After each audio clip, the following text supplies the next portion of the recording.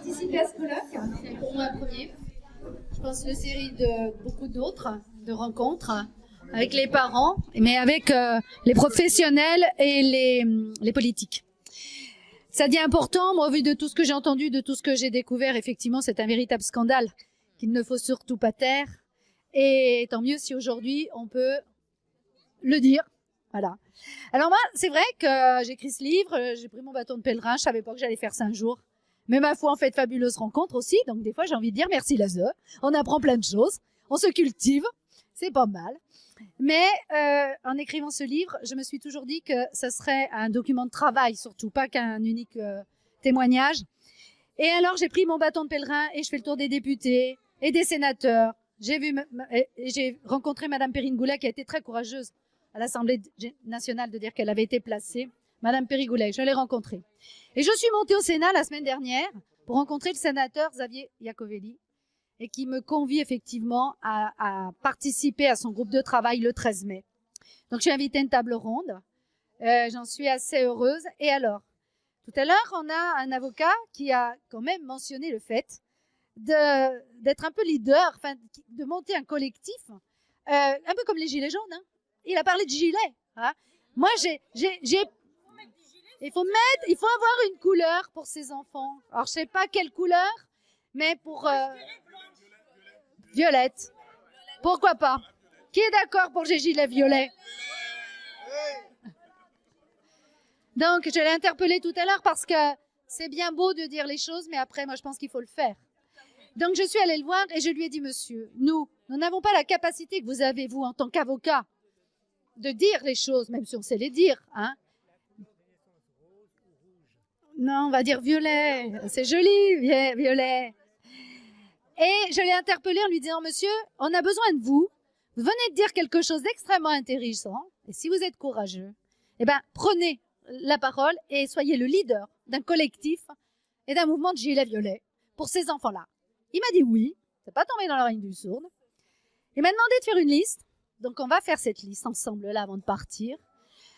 On va monter les choses au Sénat. Mais c'est vrai qu'il faut s'organiser, parce qu'autrement, on n'y arrivera jamais. Si tout le monde part dans ce... C'est vrai qu'il y a beaucoup d'émotions, que c'est compliqué. On va nous accuser d'être hystérique, d'être en colère. J'ai traversé tout ça. Hein. Je suis ni hystérique ni en colère. Hein. J'ai été très en colère. Mais révolutionnaire, certainement, ma foi. C'est comme ça. J'ai envie, effectivement, que sur cette liste, il n'y ait pas que des parents, pas que des familles. Moi, je suis une professionnelle, je suis infirmière scolaire à la base, je suis pas qu'une grand-mère, je suis pas qu'une mère, je suis une citoyenne. Et vous aussi, vous êtes des travailleurs, vous n'êtes pas que des parents, des grands-parents, vous êtes des travailleurs, vous êtes des citoyens. Et personne n'est des criminels. On va essayer de faire entendre notre voix, mais d'une manière audible, paisible, et de faire remonter ça au Sénat. Monsieur Iacovelli m'a demandé effectivement de faire remonter ça rapidement. Donc, il va falloir travailler vite et bien. Pour que le 13 mai, j'ai suffisamment d'éléments à déposer à cette table ronde. Je vous promets que je le ferai. Si vous me faites confiance, je le ferai. Alors, non, peut-être pas, parce que alors moi, les mails, je suis pas douée avec ça. Moi, je suis de la vieille école. Moi, j'ai envie, je ne sais pas, pour le moment, j'ai une invitation strictement personnelle. C'est le Sénat quand même, hein. Je vous ferai des photos. C'est magnifique, le Sénat, c'est chez nous un petit peu aussi, le Sénat. Alors moi, j'ai envie aussi de regrouper effectivement tous les professionnels, mais que ce soit les éducateurs, les assistantes sociales, les psychologues, les professeurs. Moi, je suis dans un enseignement, j'essaye de militer auprès des professeurs, mes collègues, et puis toutes les associations. Je participe à une association qui s'appelle l'Enfance au cœur. Elle est récente, hein, elle a 2 ans.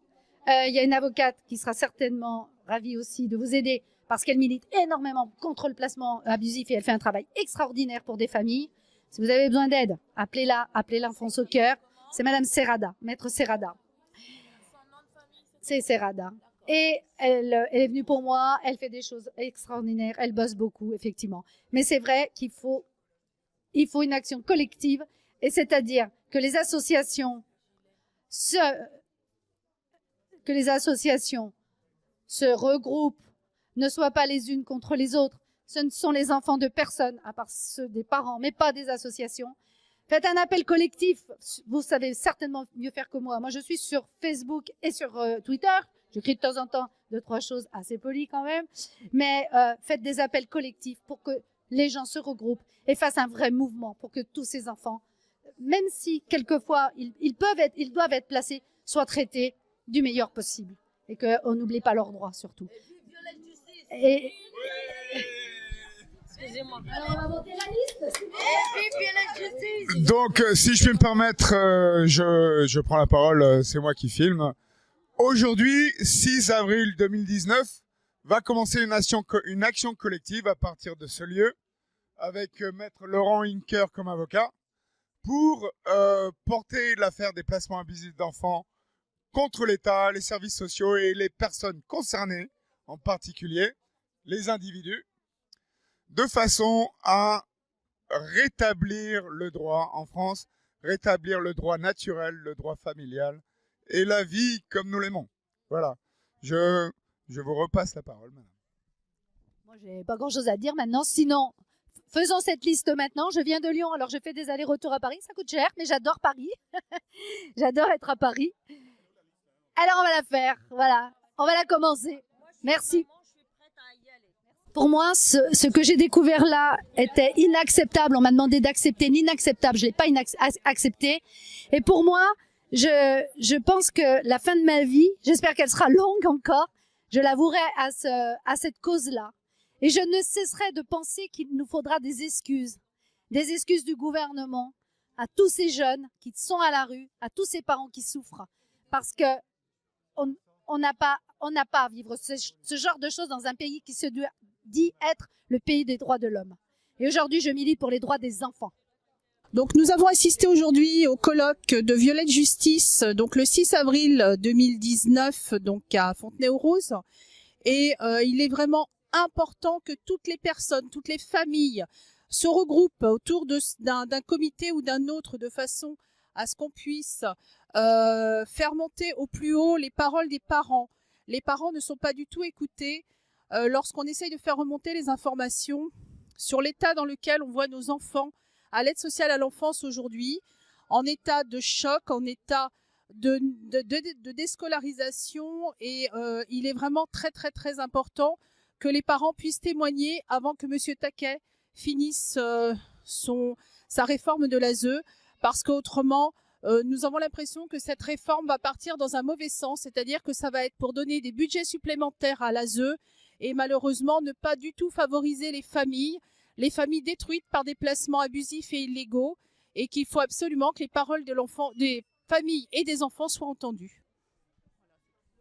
Oui, merci. C'est-à-dire que ce n'est plus les intérêts des individus qui sont en jeu, qui sont défendus, mais les intérêts du système et les intérêts soi-disant de la République. Mais la République trouve ses intérêts ailleurs que dans les intérêts des peuples, apparemment.